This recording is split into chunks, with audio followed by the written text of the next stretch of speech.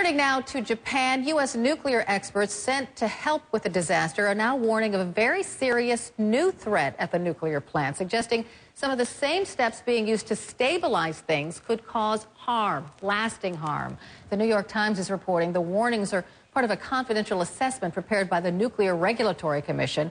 CNN's Martin Savage joins us from Tokyo with more details on this. So fill us in, Martin. Well, Carol, there's really some rather dire predictions that are coming as a result of these international scientists coming together and talking about what could potentially happen with the Fukushima Daiichi nuclear plant. Let's talk about some of the mounting stresses. Well, those reactors up there have already had an earthquake, 9.0. They've already had a tidal wave, and they've suffered a number of explosions. And then on top of that, tons and tons of water has been poured on them for weeks at a time. So the concern is that you actually could have some sort of major collapse structurally that could release some heavy form of radiation. Vulnerability to rupture. Well, these are the storage tanks where they're trying to put all that highly contaminated radioactive water. The truth is they don't know if they're cracked, if they're leaking, if the pipes are broken, and there's still many aftershocks. We had one just a short while ago. So that too could cause a major problem. Possibility of explosion, and it is still a possibility. Some of those reactors could produce hydrogen, which is highly explosive. In fact, right now, going on, TEPCO has announced that they are injecting nitrogen into the containment facility of reactor number 1 to try to suppress the possibility of explosion. And then, of course, the real question is water getting to the cores of these reactors. Are they really keeping them cool?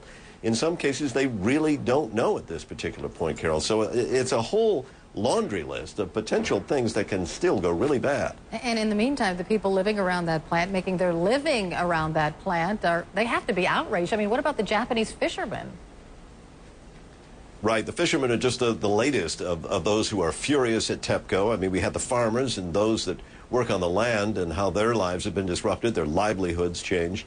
Now, with the fishermen, it is the same thing. The Fisheries Association today filed a formal protest with TEPCO. They are absolutely livid over the release of this low-level radioactive water that is going out over several days. They say, look, you're killing our livelihood, literally. No one, not even in Japan, is going to want to be eating seafood, and especially outside of Japan, many countries aren't going to import it. And remember, they were already suffering as thousands of their boats had either been ruined or damaged as a result of the tsunami. They say this is just the finishing thing. Marty Savage, live in Tokyo. Thanks so much.